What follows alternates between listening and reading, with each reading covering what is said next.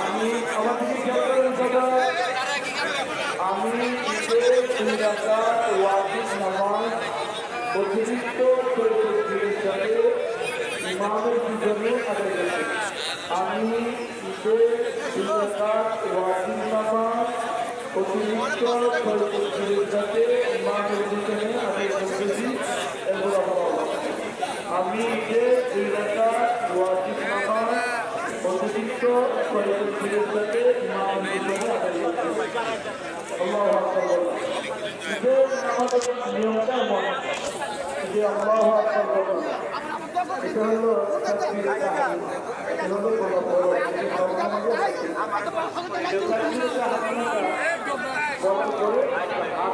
আসসালামু আলাইকুম। আমাদের ঈদগাহের ভিতরে আজকে ঈদের নামাজ পড়ছি।